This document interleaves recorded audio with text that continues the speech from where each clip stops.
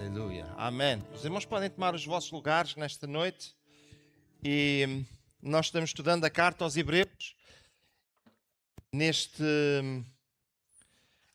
última quarta-feira. Nós estivemos olhando para o texto de Hebreus, capítulo 12, versículo 14 e 15, e nós iremos continuar a estudar este versículo, nomeadamente este versículo 15. E nós estivemos falando e vimos esta expressão: segui a paz com todos e a santificação. Paz e santificação andam juntas e são necessários na construção de um caminho direito para que nós possamos chegar até à presença de Deus. Seguir a paz aparece tanto no Velho Testamento como no Novo Testamento. E esta ideia de seguir está sempre ligada com a ideia de persistir, de insistir, de ser perene, de manter-se lá. E nós precisamos de seguir tanto a paz como a santificação. Vimos também, meus amados irmãos, que a paz deve ser procurada a par da santidade. A paz do cristão fundamenta-se na justificação e na reconciliação com Deus.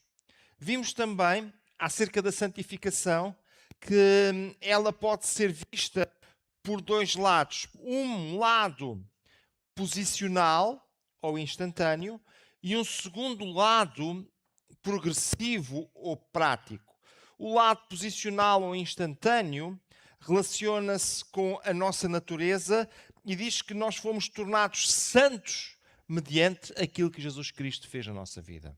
Ele justificou-nos, declarou-nos justos e santificou-nos. Ele fez isso quando nós o aceitámos como nosso Senhor e Salvador, mediante a vinda do Espírito Santo à nossa vida, para habitar em nós. Mas depois existe uma outra área da santificação e esta é prática ou progressiva. Esta santificação tem a ver com a nossa vivência diária e nós em cada dia devemos de procurar viver a vida santa que Jesus comprou para nós na cruz do Calvário e que nos deu quando o aceitámos como Salvador. Se a primeira parte tem a ver com Jesus, a segunda parte tem a ver connosco. Se na primeira parte nós levantamos as mãos e damos graças a Jesus porque Ele nos deu, na segunda parte temos que nos esforçar em cada dia. E este esforço diário, cotidiano, ele é construído em cima da posição que nós recebemos de Jesus. Não teríamos condições para sozinhos nos tornarmos santos. Jesus tornou-nos santos e deu-nos condições para nós nos esforçarmos para mantermos esta santidade que Ele nos deu. É o trabalho do homem e deve ser aperfeiçoada dia após dia. Vimos também ainda que o trabalho do homem na santificação, ele tem três áreas.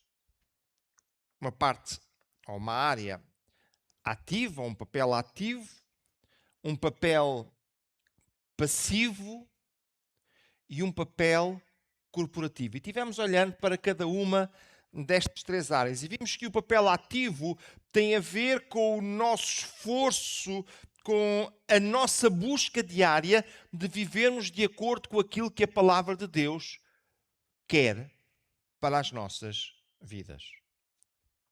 Esta busca incessante só deve terminar quando nós chegarmos ao céu. Depois temos um papel passivo.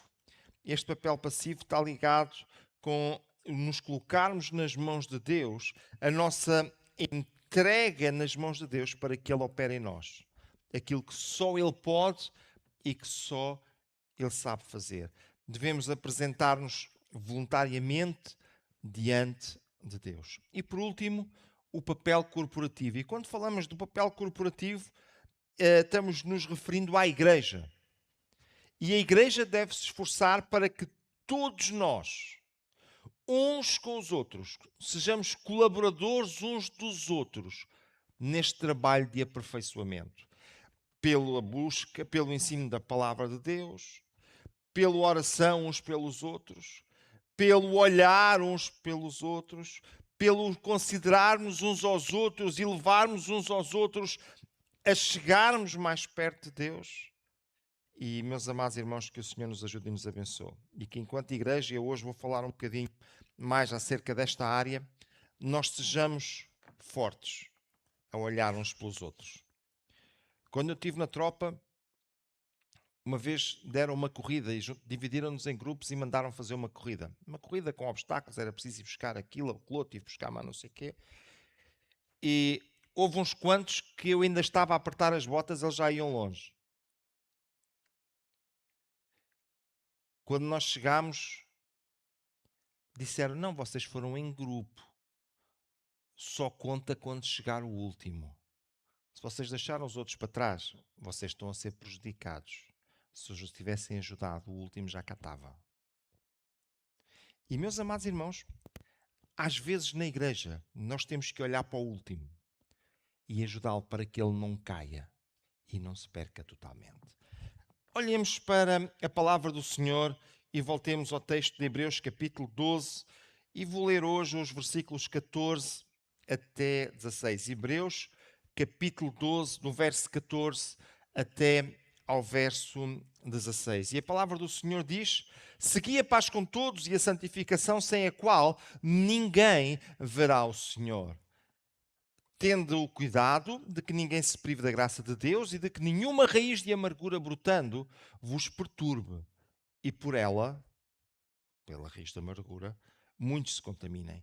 E ninguém seja fornicador, ou devasso, ou profano, como Saul, que por um manjar vendeu o seu direito de primogenitura. Até aqui a palavra do Senhor.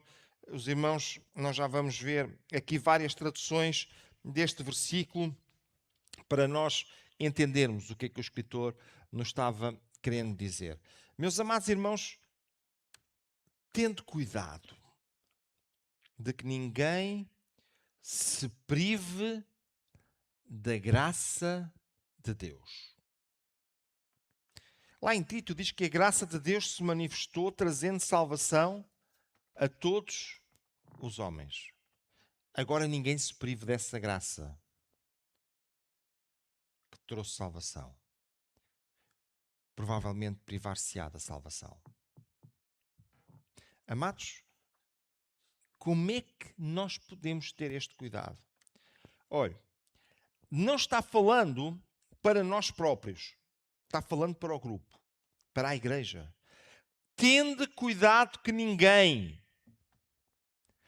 que nem os mais fracos, se privem da graça de Deus. Tende cuidado que nenhuma raiz de amargura brote. Porque quando elas brotam, elas começam a ganhar raízes. E sabe o que é que faz? Estraga tudo o que está à volta. E a terceira coisa, ninguém seja fornicador ou profano. E nós já iremos ver o que é que cada uma destas áreas ela quer realmente dizer. A expressão começa com tende cuidado. Tendo cuidado. Será que nós temos cuidado com tudo o que nós fazemos? Você tem cuidado com tudo o que faz? Sim? Alguém aqui comeu sopa hoje? Quem é que aqui comeu sopa hoje? Ai, gente com muita sorte. Você teve cuidado com as espinhas? Não. Teve cuidado de ver o que é que estava lá dentro da sopa? Teve cuidado de escolher o que é que comia primeiro? Teve cuidado de ver onde é que a colher ia bater? Não, você chegou e fez aquilo quase automático. E, meus amados irmãos, às vezes, na nossa vida espiritual, nós entendemos que podemos usar um sistema automatizado e sabe o que é que acontece? O diabo faz com que nós nos deixemos levar por esse automatismo e as coisas importantes começam a perder valor. Tende cuidado. Não deixem que alguém se distraia. Tendo cuidado. E olha, Este cuidado é próprio da liderança espiritual. É uma ideia muito importante que nós precisamos de falar. Hebreus capítulo 4, e logo no versículo 1, o escritor já começa dizendo isso lá muito atrás. Temamos, pois, que porventura, deixada a promessa de entrar no seu repouso, pareça que algum de vós fique para trás. Pareça que algum de vocês deixe de estar na corrida. E o escritor, repetidamente e por várias formas, ele chama a atenção. É importante que ninguém fique para trás, mas que todos continuem caminhando. Amados irmãos, que o Senhor nos ajude. E que enquanto igreja nós possamos ter esta preocupação de que ninguém fica para trás. Ninguém fica para trás. A liderança da igreja, nomeadamente os presbíteros, necessitam de ter este cuidado. Cada membro também deve ter este cuidado, não apenas consigo, mas também com o seu irmão. Começando pelos irmãos lá de casa, da família. Primeira carta de Pedro, capítulo 5, nós encontramos: aos presbíteros que estão entre vós, admoesto eu, está falando o apóstolo Pedro, que sou também presbítero com eles e testemunha das aflições de Cristo e participante da glória que se há de revelar, apacentai o rebanho de Deus que está entre vós, tendo cuidado dele, não por força, mas voluntariamente, não por torpe ganância, mas de ânimo pronto, nem como tendo domínio sobre a herança de Deus, mas servindo de exemplo ao rebanho. Há duas coisas que eu queria chamar a atenção aqui. Uma das coisas que diz aqui é: apacentai o rebanho de Deus que está entre vós. E apacentar é cuidar, é tomar conta. E, meus amados irmãos, aqueles que estão na liderança espiritual da igreja têm esta responsabilidade. E esta responsabilidade deve ser levada bem a fundo. Segunda coisa que eu gostaria de trazer para os meus amados irmãos nesta noite é que a igreja como um corpo deve permanecer intacta. A igreja como um corpo deve permanecer intacta. E muitas vezes, e os irmãos que estão no ministério já me ouviram dizer isto várias vezes, muitas vezes nós temos quase a tendência: vamos juntar aquele grupo, outro grupo, outro grupo, tem mais afinidade aquele grupo. Amados irmãos, a igreja é um corpo. E sempre que possível deve estar junta. Há uns tempos atrás, não muitos, alguém me dizia: pastor, porquê é que nós juntamos esta pessoa e a outra para termos um tempo para orar? E eu fiz uma pergunta: e porquê é que não nos juntamos no culto para orar? Nós tivemos um tempo de oração agora. E eu dou graças a Deus pelos irmãos que estiveram aqui. Mas, amados irmãos, primeiro que tudo, esse tempo deve ser no corpo, como um todo, como um bloco. E quero dizer-vos, meus amados irmãos, que a igreja como um todo, como um bloco, será sempre um todo e um bloco forte. Porque quando a igreja se junta para orar e se une para orar, Deus movimenta-se, porque Deus move-se no meio da igreja. Amém. Às vezes não vamos muito a sério alguma coisa que no Velho Testamento era muito importante: congregar o povo. A nossa congregação mais distante está em Monchique. Eu quero dizer-vos que em Israel eles vinham de muito mais longe e vinham a pé. Mas eles perceberam que era importante congregar. E, meus amados irmãos, a Igreja do Senhor precisa de perceber que nós precisamos de nos congregar. Nós precisamos de nos juntar. Nós precisamos estar unidos. Unidos para orar, unidos para adorar, unidos para estudar a palavra de Deus, unidos como um corpo. E unidos também para cuidarmos uns dos outros, para que ninguém fique para trás. Para que ninguém fique para trás. Eu não sei se vocês... Eu sei que aqui no Algarve há alguns quantos trilhos. Ainda não tive a oportunidade de fazer ainda, mas eu quero fazer. Quando estive nos Açores fiz vários trilhos e fiz alguns com grupos de jovens e levei jovens a partir dos 9 anos. Jovens a partir dos 9 anos. Bem, quando nos dão o flyer com a instrução do trilho, há lá umas letrinhas que é o grau de dificuldade. E quando nós levávamos os jovens era sempre um problema. Porque se nós fôssemos para o grau de dificuldade fácil, havia sempre jovens a dizer... Se nós fôssemos para o grau de dificuldade mais duro, mais difícil, quando eu saía eu punha-me a olhar para o grupo e dizia assim, vamos lá ver quem é que vai ter que ir ao colo metade do caminho. Porque às vezes havia ribeiros para passar, havia pedras para subir, havia coisas bonitas para fazer.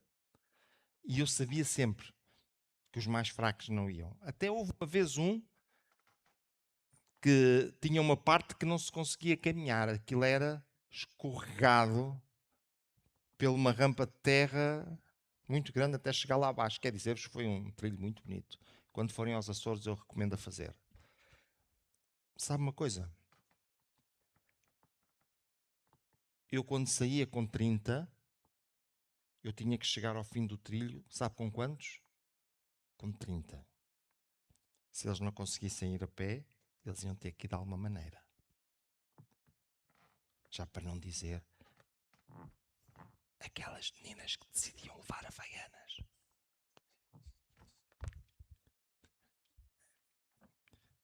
Acontecia sempre. Trilho. Até o micro começou a perder a bateria, vejam lá. Havia sempre uma parte do trilho que doía aos pés, porque havaianas e trilhos não era. E, meus amados irmãos, às vezes na nossa caminhada espiritual parece que o nosso calçado não nos ajuda e que os nossos pés começam a ficar feridos e que é mais fácil ficarmos para trás. Atenção, que ninguém se prive. E é função da igreja, olha, levar os mais fracos ao colo. Se prive da graça de Deus. Amados irmãos, é uma possibilidade real. É uma possibilidade real para todos os crentes. Veja o que é que nós temos na segunda carta aos Coríntios, no capítulo 6. E nós, cooperando também com ele, vos exortamos a que não recebais a graça de Deus em vão. Eu recebi a graça de Deus, a salvação na minha vida, para eu ser fiel a Ele e viver com Cristo para sempre. Mas se eu desistir a meio do caminho? Mas se eu perder a meio do caminho? Mas se a meio do caminho eu voltar para trás, como vai ser? Ser fiel até à morte. E dar-te-ei? Ser fiel até. E depois então tens. Se for um bocadinho antes, vais perder. Que o Senhor nos ajude e nos abençoe. E que nós possamos em cada dia avançar. Este texto de 1 Coríntios capítulo 6 que nós vemos mostra que Paulo está a falar de pessoas que receberam a graça de Deus. Não está a falar para descrentes, está a falar para crentes. Mais tarde foi ignorada esta graça e consequentemente perdida e, consequentemente, perdida. Terceiro, estavam salvos, mas foram deixando de cumprir a vontade de Deus relacionada com o serviço e seu desenvolvimento espiritual. Que o Senhor nos ajude e nos abençoe. E que ninguém se prive da graça de Deus. Segunda coisa que nós podemos ver é que é um processo normalmente gradual e por isso imperceptível. Vocês acham que no início do ministério de Jesus, Judas tinha em mente enforcar-se? Judas tinha em mente vender Jesus? Não me parece. Mas sabe uma coisa? Chegou a uma determinada altura, ele começou a entrar numa rota desviante. E Jesus chamou a atenção. Ainda assim ele não percebeu. Continua sempre. E agora Jesus estava lá na ceia e estava dizendo: alguém que está aqui vai me trair. E ainda assim, parece que ele não estava a ver a situação onde ele já tinha caído. E logo mais ele fez todo aquele disparate. E já tinha andado, já estava tão longe do caminho que acabou por enforcar-se. Amados irmãos, prezadas irmãs, normalmente o crente não se desvia num dia. Ele vai se desviando. Normalmente o crente não se priva na graça de Deus, acordando um dia de manhã e dizendo: a partir de hoje não sou mais crente. Não, isso não acontece. Ele vai se desviando devagarinho. E, meus amados, nós precisamos de olhar para os sinais que essas pessoas vão dando para lhe tentar explicar: tu precisas de voltar para o caminho. Tu não podes continuar a afastar-te. Tu tens que voltar. Deixe-me ler convosco o texto de Gálatas, capítulo 5. Separados estais de Cristo, vós que vos justificais pela lei, da graça tendes caído. Separados estais. Sabe uma coisa? Eles estavam separados de Cristo, mas eles não estavam separados da igreja. Eles vinham ao culto, congregavam e até levantavam as mãos e davam glória a Jesus. Mas eles já viviam uma vida separada de Cristo. Muitas vezes o afastamento de Cristo não coincide com o afastamento da igreja. Isso faz com que as pessoas ainda se mantenham a vir ao culto com alguma regularidade, mas a sua vida está cada vez mais afastada de Cristo. E, meus amados irmãos, se você conhecer alguém assim, ajude essa pessoa a voltar para Cristo, para que ela não saia também da igreja. Eu vou repetir. Ajude essa pessoa a voltar para Cristo, para que ela não saia também da igreja. Olha, é falhar na vida de santidade que todos nós necessitamos para podermos ir para o céu.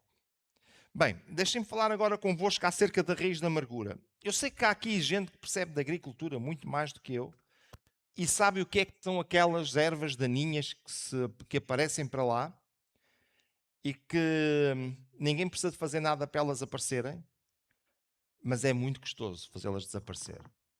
Conhecem isto que eu estou a falar ou não? Conhecem? Eu já desconfiava.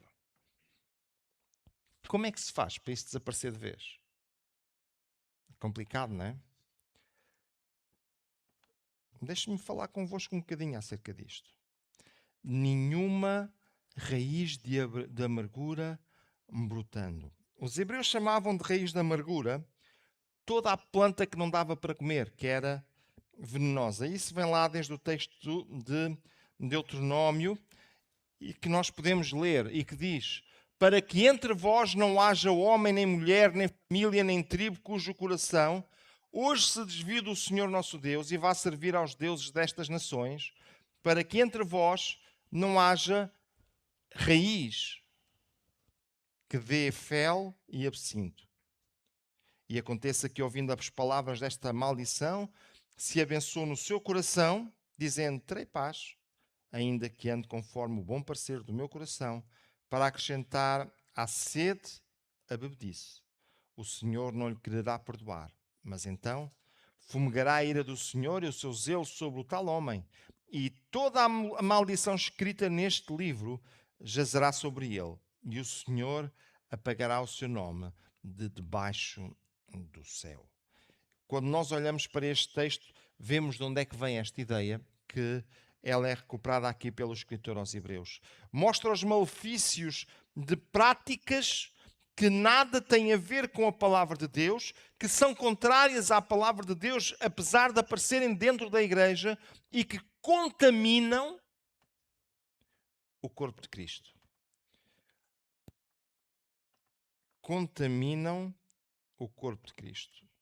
No livro de Tito, no capítulo 1, nós encontramos lá: este testemunho é verdadeiro, portanto repreende-os severamente para que sejam... Qual é a expressão que está aí? Sãos. Quando você tem uma peça de fruta que não está sã, o que é que você faz? Põe na fruteira? O que é que vai acontecer se puser na fruteira? Ok? Não dando ouvidos às fábulas judaicas, nem aos mandamentos de homens que se desviam da verdade. Todas as coisas são puras para os puros, mas nada é puro para os contaminados e infiéis. Antes o seu entendimento e consciência estão contaminados. Confessam que conhecem a Deus, mas negam-no com as obras, sendo abomináveis e desobedientes e reprovados para toda a boa obra. Nenhuma raiz de amargura, nenhuma raiz venenosa, nenhuma raiz daninha. Brotando. Brotando apanha todos os nutrientes da terra e aos poucos elimina as outras plantas. Porquê que é preciso tirar as ervas daninhas? Porque senão, quando você for lá ao quintal, o que é que tem? Só ervas daninhas. Ela já tomou conta do espaço todo. Quem percebe do assunto é assim? Ah? Vocês já me estão quase a pôr de jardineiro, ah? Deixa-me dizer-vos uma coisa, meus amados irmãos. O nosso coração é exatamente igual. Se nós deixarmos que alguma coisa errada tome conta do nosso coração, se aquilo que não está certo nós chamarmos de certo, sabe o que é que vai acontecer? Isso vai começar a tomar conta do nosso coração. E quando dermos conta, já não há espaço para mais nada. Porque todos os nutrientes, eles foram aproveitados. Veja, por ela, muitos se contaminem. Bem, eu queria ver ainda a última parte do nosso estudo de hoje, e que tem a ver com duas expressões que são utilizadas: ninguém seja fornicador ou profano. Duas coisas que eu queria trazer para os meus amados irmãos nesta noite. E como eu disse logo no início do estudo, eu vou trazer várias traduções para nós olharmos e percebermos um bocadinho. Nem haja algum impuro ou profano, como Esaú, o qual por um repasto vendeu o seu direito de primogenitura. Na Nova Versão Internacional, vemos: não haja nenhum imoral ou profano, como Esaú, que por uma única refeição vendeu os seus direitos de herança como filho mais velho. Na Nova Tradução na Linguagem de hoje, nós encontramos: e tomem cuidado também para que ninguém se torne imoral ou perca o respeito pelas coisas sagradas como Esaú, que por causa de um prato de comida vendeu os seus direitos de filho mais velho. E na tradução viva diz: vigiem para que ninguém se deixe arrastar por pecado sexual ou se torne negligente para com Deus, tal como fez Esaú. Por uma simples refeição, ele vendeu os seus direitos do filho mais velho.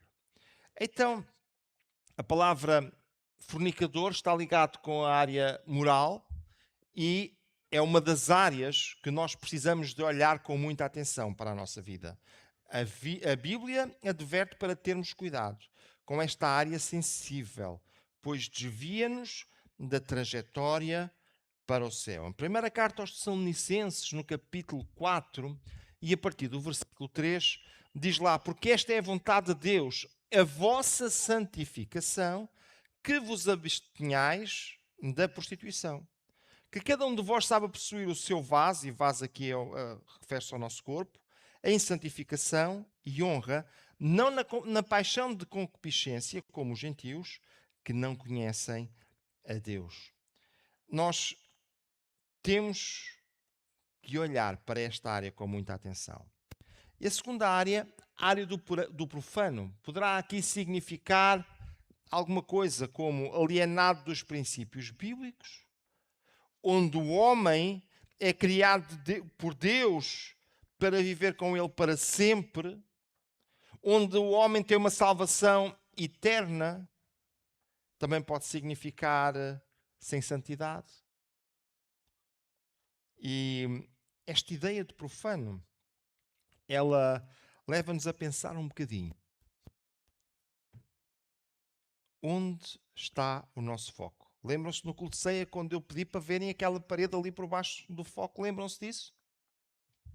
Depois falei daquele dali e nós concluímos que não podíamos olhar para as duas paredes ao mesmo sítio. Lembram-se disso? Amados irmãos, onde é que está o nosso foco? Nós fomos salvos para vivermos a eternidade com Cristo.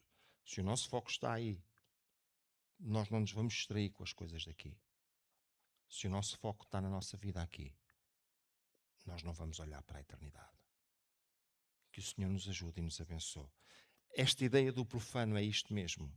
É perdermos o foco na salvação eterna que Jesus comprou para nós na cruz do Calvário e deixar-nos enredar com coisas que estão à nossa volta e que fazem com que nós nos privemos da graça de Deus. Não levou a sério o seu direito, a sua posição de primogênito, o seu direito de primogenitura. Havia uma bênção para o primeiro. E de uma forma leviana, ele não deu nenhuma importância e vendeu aquilo. Não vamos aqui discutir se o negócio foi justo ou não, se foi correto ou não. A verdade é que na altura ele vendeu. Não vamos discutir se ele não queria dar a volta e voltar atrás com o negócio. A verdade é que ele já o tinha feito. Amados irmãos, prezadas irmãs, ele tinha uma coisa importante e ele não lhe deu importância. A coisa mais importante que nós temos chama-se a nossa salvação.